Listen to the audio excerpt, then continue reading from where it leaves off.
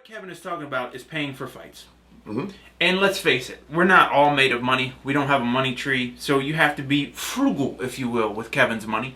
And you have to try to convince Tyrone when to spend the government's money on things.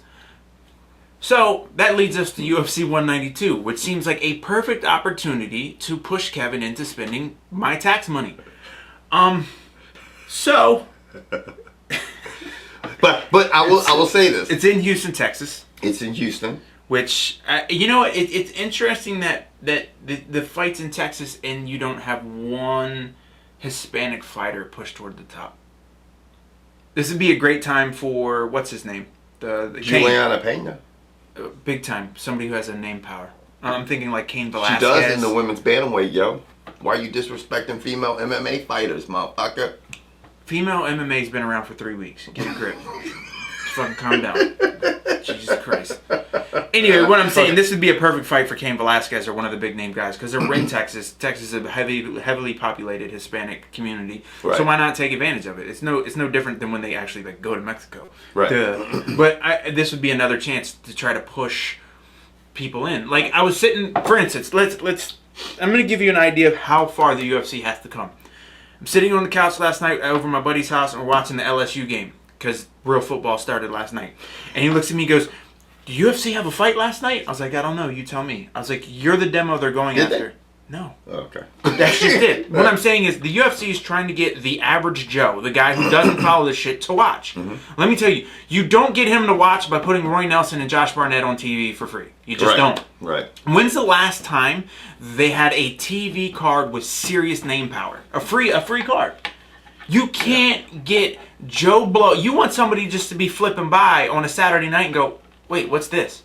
And then be drawn in to watch. This card right here, UFC Joe Blow's texting you, yo. Yeah, well, UFC 192, that would be a perfect card. It would be. To be on TV for free.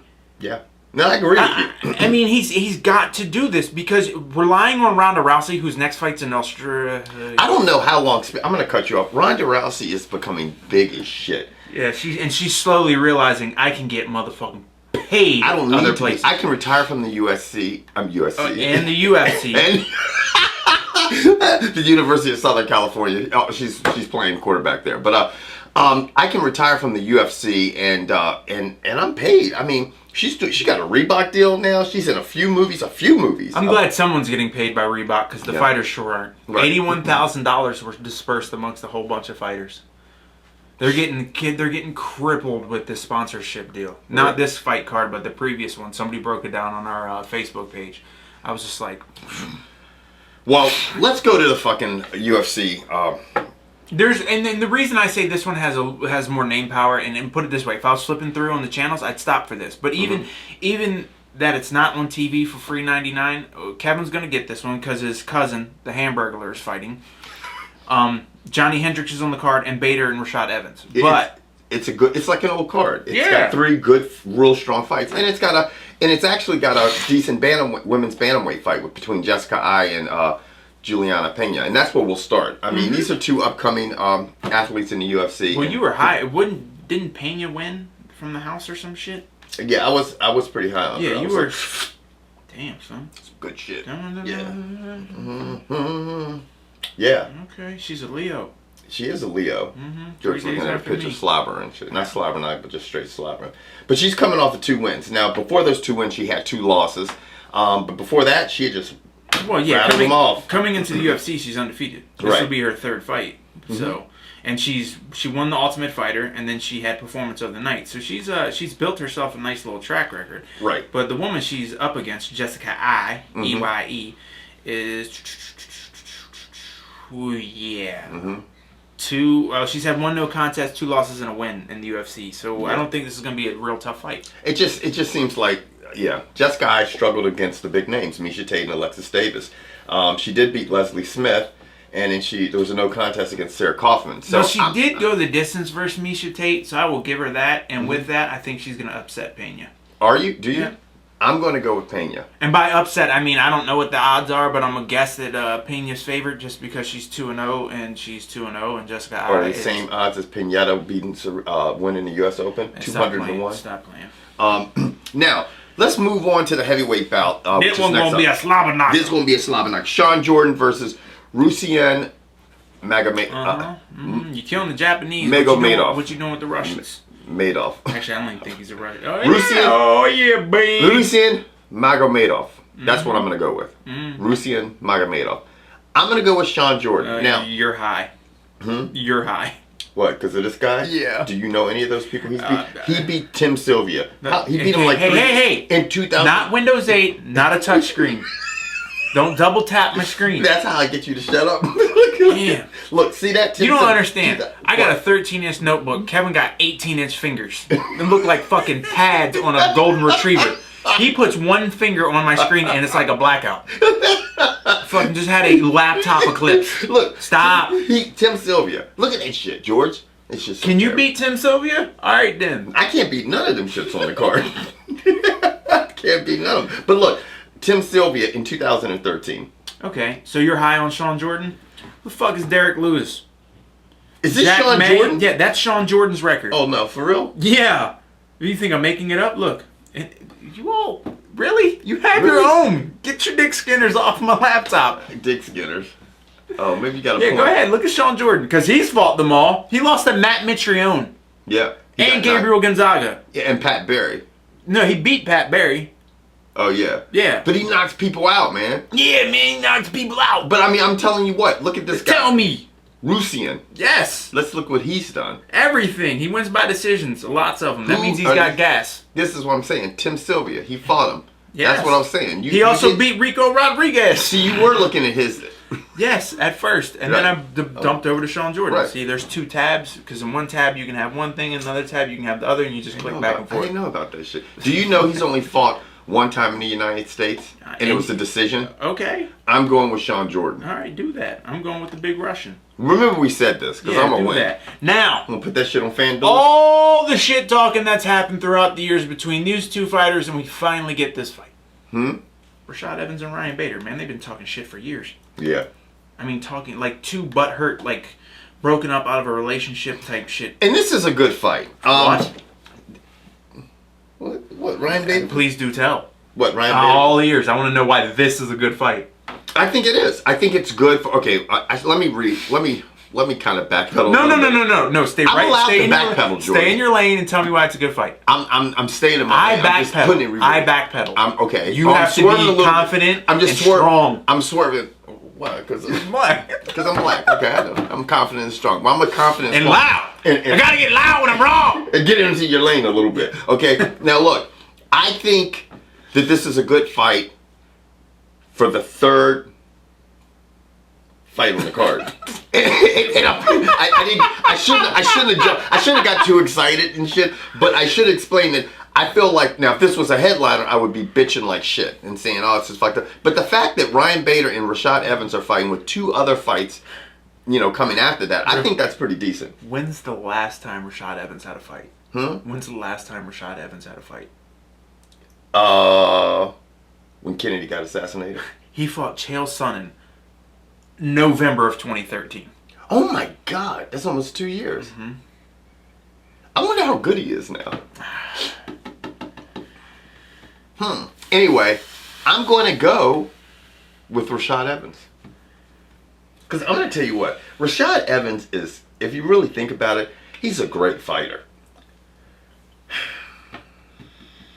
Here's the thing, Ryan Bader's proven in the past he doesn't have much of a chin. Ryan Bader is physically going to be bigger than Rashad Evans in the ring. He doesn't hit that hard, but Rashad Evans tends to have to get in a little bit close to land punches, just because of his punch style. He doesn't use straight punches. He usually comes in with hooks and uppercuts and shite. With that said, Ryan Bader lately has looked incredible. He's beaten Phil Davis. He's beaten OSP. He's beaten Rafael Cavalcante. All by decisions. Yeah. He had a split decision with Phil Davis. And this is how do you have a split decision with Phil Davis? Phil Davis is fucking awful. He's not in the UFC anymore. He's been awful. He'll continue to be awful. And yes, I know a very long time because they're ago, black and white versions of each other. They both are great wrestlers, but they don't have much offense standing up. Yeah, I think Rashad's going to beat him on the feet. I do too, because I think if you're trying to decision Rashad Evans, he's going to outpoint you.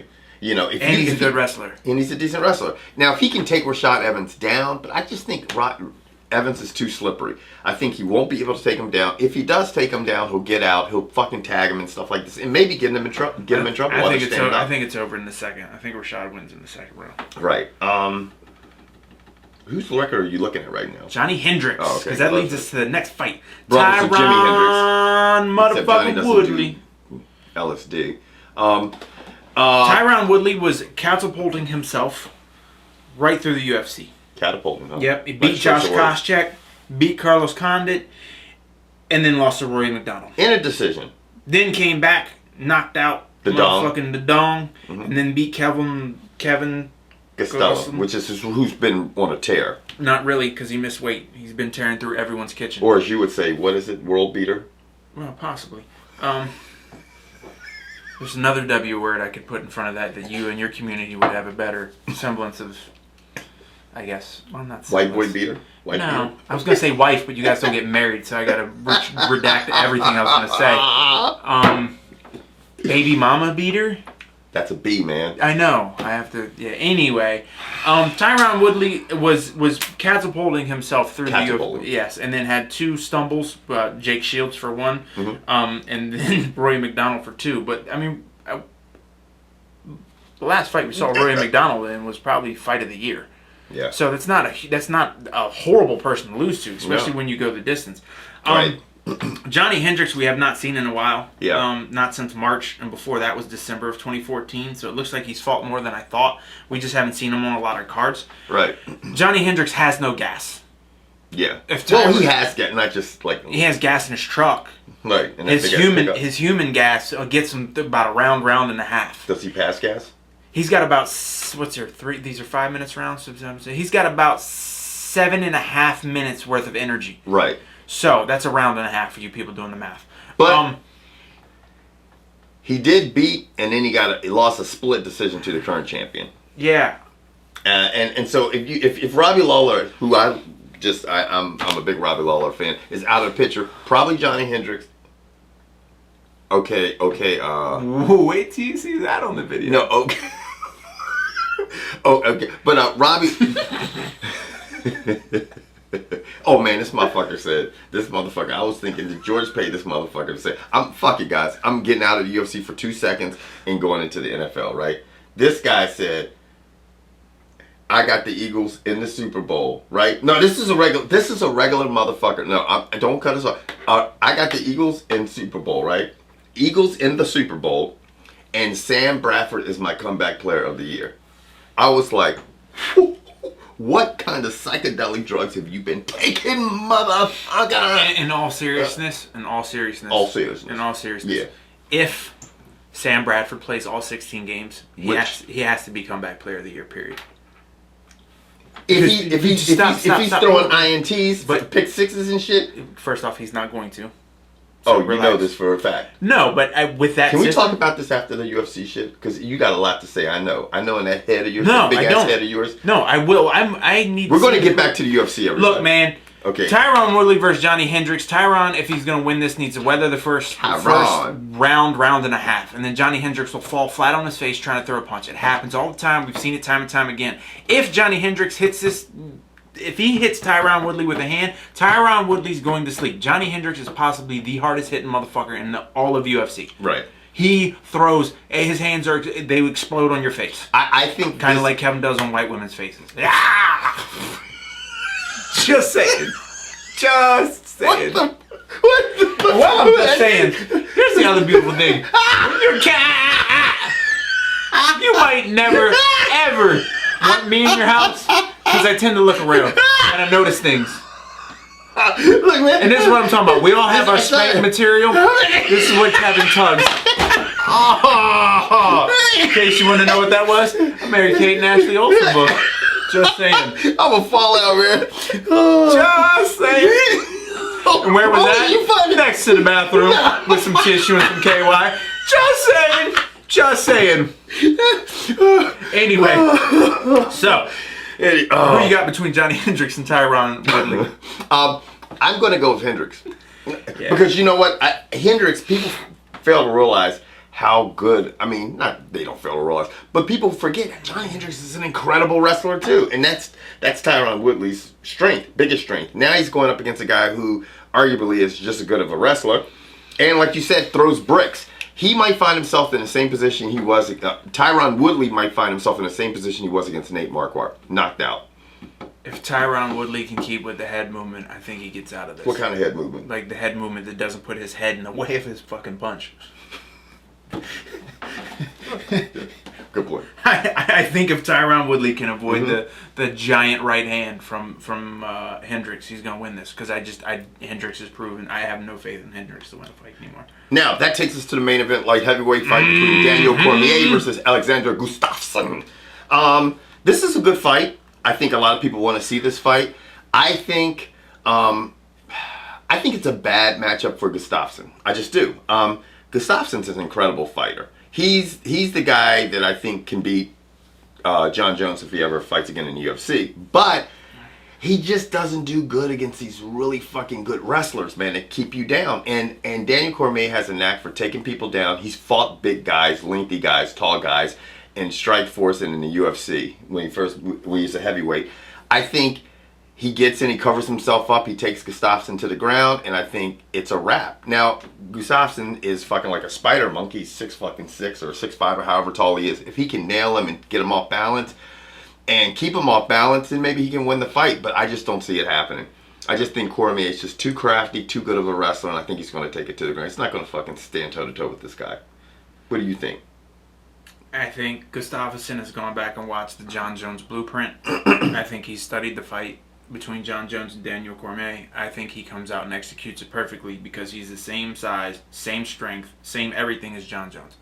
And we could see Daniel Cormier struggled with John Jones. He couldn't do what he wanted to do, and that was take him down. Yeah. And then along about the third round when he was tired, because Daniel Cormier doesn't have the gas not to go 5 rounds, because wrestling takes a lot out of you. Trying to shoot in and go for a takedown on a guy who's bigger than you and stronger than you, which John Jones was. I mean, that's what everyone. And that's where I'm sorry, I'm gonna cut you off. That's, I think, is the difference between Gustafsson and Jones.